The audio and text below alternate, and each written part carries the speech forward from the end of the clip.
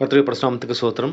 நம்ம கிறிஸ்தவர்கள் முதலாவது அறிந்து கொள்ள வேண்டியது என்னன்னா, பாவம்னா என்னன்னு நம்ம தெரிஞ்சுக்கணுங்க. ஏன்னா, கடவுள் எதற்கு அழைத்திருக்கிறார்னா, பரிசுத்தத்துக்கு அழைத்திருக்கிறார். பரிசுத்தமா இருக்கணும்னா நம்ம பாவத்த செய்யக்கூடாது. பாவம்னா என்னன்னா, நியாயப்பிரமாணத்தை மீறுகிறதே பாவம்.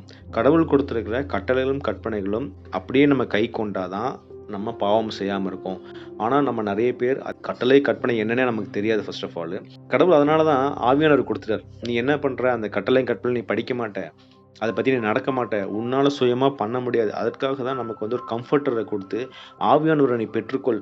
அவர் மூலியமாய் உன்ன பரிசுத்தம் படுத்திக் கொண்டே இருக்க முடியும். அவரு உன்ன பரிசுத்தப்படுத்திக் கொண்டே இருப்பாரு. அதனால அவர் சொல்றத கேட்டு நீ செய்யின்னு சொல்லி தான் நமக்கு ஆவியானவர் குடுத்திருக்காரு. ஆனாலும் நமக்கு என்னன்னா, நம்ம வேதத்தை ஒத்து நம்ம பரிசுத்தம் கிடையவே கிடையாது. வேதத்துல சொல்றதெல்லாம் செய்ய முடியாதுங்க. அதெல்லாம் வந்து ரொம்ப ஹார்டு.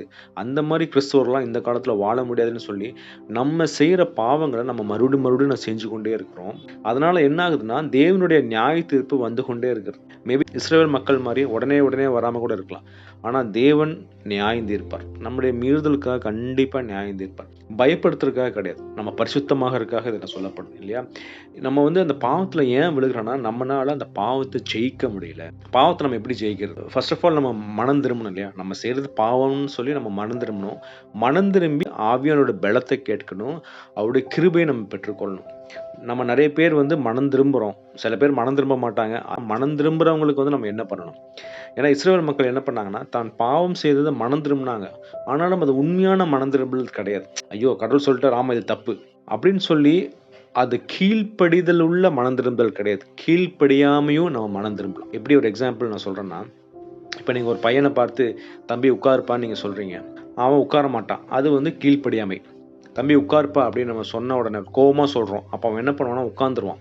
ஆனா அவன் இருதயத்துல எப்படி இருக்கும்னா, "நீ சொல்லி நான் உட்கார மாட்டேன்" அப்படின்னு சொல்லி நம்ம இருதயத்துல உள்ளுக்குள்ள அவன் அவன் வந்து நின்னுட்டு தான் இருப்பான். ஆனா பிசிக்கலா அவன் என்ன பண்ணுவான் உட்கார்ந்துட்டு இருப்பான்.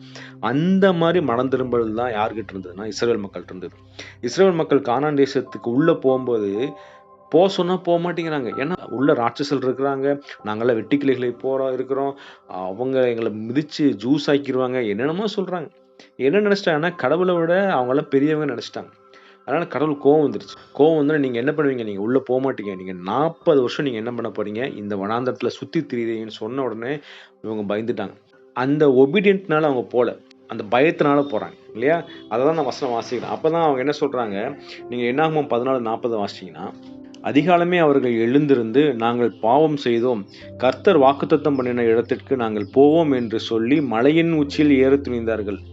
கடவுள் சொல்லும்போது போல, இப்போ கடவுள் வந்து தண்டனை குடுத்துட்டாரு. 40 வருஷம் நீ வனாந்தரத்துல சுத்தப் போறன்னு சொன்னோன, பயந்து இவங்க என்ன பண்றாங்க, கானான் தேசத்துக்கு போறாங்க. கடவுள் சொல்லிட்டாரு, "நீ போகாதன்னு" சொல்ட்டாரு. அப்பவும் ஒபீடியன்ட் இல்ல. கடவுள் என்ன சொல்றாரோ அத செய்யணும். போனா போகணும், போகக்கூடாதுன்னா போகக்கூடாது. கேள்வியெல்லாம் கேட்கக்கூடாது. இவங்க என்ன பண்றாங்க, நீங்க கானான் தேசத்துக்குள்ள போகாதன்னு சொன்னா, இவங்க போய் என்ன பண்றாங்க, அடி மிதி வாங்கி வந்துட்டாங்க. நம்ம வாழ்க்கையில அப்படிதாங்க இருக்கிறோம். கடவுள் சொல்றத நம்ம கேட்கறதில்ல. முதல்லயே நம்ம கேட்கறதில்ல. பின்னாடியும் சொன்னாலும் அதுவும் கேட்கறதில்ல. கோவப்படாத, எரிச்சல் படாத, கெட்ட வார்த்தை பேசாத, தேவையில்லாதத பார்க்காதீங்க. அடுத்தவங்களுக்கு புறங்கூறாதீங்க. இந்த மாரி சின்ன சின்ன காரியங்கள் நம்ம வாழ்க்கையில இருந்துட்டு, கடவுள் நமக்கு உணர்த்தும்போது நம்ம அத வந்து செய்றதே கிடையாது. அதுக்கு நம்ம என்ன பண்ணணும்? இல்ல எல்லாருக்கும் பாவம் செய்றோம்னு தெரிஞ்சுச்சு. நம்ம அத மேற்கொள்ளணும்னா என்ன பண்ணணும்? நமக்கு ஒரு எக்ஸாம்பிள் யாருன்னா இயேசு கிறிஸ்து தான். அவர போல மாறணுங்க. அவரு இந்த உலகத்துல வாழும்போது, மாம்சத்துல இருக்கும்போது அவர் என்னெல்லாம் பண்ணாரு? நம்மளைப் போல அவர் எல்லா விதத்திலும் பாடுபட்டார். நம்ம என்னென்ன ஒரு ஒரு ப்ராப்ளம் டீனேஜ் பையனா இருக்கும்போது என்ன பிரச்சனைகளுக்குள்ள விழுவோமோ, ஒரு பண பிரச்சனை என்ன இருக்குமோ, ஒரு ஃபேமிலில என்ன பிரச்சனை இருக்குமோ, எல்லா பிரச்சனையுமே அவர் ஃபேஸ் பண்ணாருங்க. அது எல்லாத்தையும் எப்படி மேற்கொண்டார்? இல்ல அந்த வசனம் ஃபர்ஸ்ட் வந்து நம்ம அக்செப்ட் பண்ணணும். கடவுள் இந்த உலகத்துல வாழும்போது, அவர் எல்லா விதத்திலயும் பாடுபட்டார். அப்படிங்கிறது வந்து நம்ம வந்து எங்க பார்க்கலாம்னா, நீங்க எபிரேயர்ல வாசிக்கலாம். எபிரேயர் 4:15 பார்த்தீங்கன்னா, நம்முடைய பலவீனங்களை குறித்து பரிதபிக்க கூடாத பிரதான ஆசிரியர் நமக்கு இராமல் எல்லா விதத்திலும் நம்மை போல் சோதிக்கப்பட்டும் அத நீங்க வந்து விசுவாசிக்கணும். கடவுள் இந்த உலகத்துல வாழும்போது அவர் எல்லா விதத்திலும் சோதிக்கப்பட்டார். இல்ல பண பிரச்சனை இருந்திருக்கும், உடல் சோர்வு இருந்திருக்கும், இச்சைகள் நெறைய இருந்திருக்கும். அவர் வளர்ந்த ஊர்கள் வந்து ரொம்ப பரிசுத்தமான ஊர்லாம் கிடையாது இல்லையா? ரொம்ப இச்சையான காரியங்கள் நடக்கிறது. எல்லாத்தையும் அவர் மேற்கொண்டார். அவர் மேற்கொண்டனால அவர் பாவமறியாத சுத்த கணராய் இந்த உலகத்துல வாழ்ந்தார். ஸோ அந்த அந்த கிருபை எப்படி பெற்றுக்கொண்டார்? ஏன் நீங்க வந்து எபிரேயர் 5:7 வாசிச்சீங்கன்னா, அவர் மாம்சத்திலிருந்து நாட்களில் தம்மை மரணத்தினின்று ரட்சிக்க வல்லமை உள்ளவரை நோக்கி பலத்த சத்தத்தோடும் கண்ணீரோடும் விண்ணப்பம் பண்ணி வேண்டுதல் செய்து தமக்கு உண்டான பய பக்தி நிமித்தம் கேட்கப்பட்டு.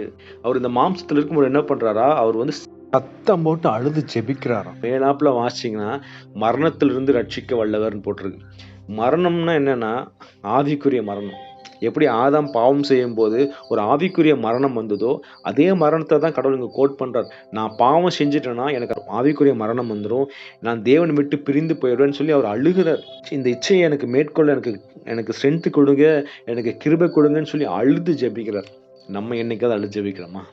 நமக்கு ஒரு கோபம் இருக்கு, ஒரு இச்சை இருக்கு, இதை மேற்கொள்ள முடியல கடவுளே எனக்கு ஹெல்ப் பண்ணுங்க, எனக்கு இறங்குங்க அப்படின்னு சொல்லி நம்ம என்னைக்காவது அழுது ஜெபிச்சிருக்கோமா? ஒரு பண கஷ்டம் வந்தா, இல்ல ஒரு நோய் வந்தா அப்பெல்லாம் நம்ம அழுது ஜெபிக்கிறோம். அந்த மாதிரி கடவுளே என்னால பாவத்தை மேற்கொள்ள முடியல கடவுளே அப்படின்னு சொல்லி நம்ம அழுது ஜெபிக்கிறோமா? அதுதான் நம்ம பண்றதில்ல.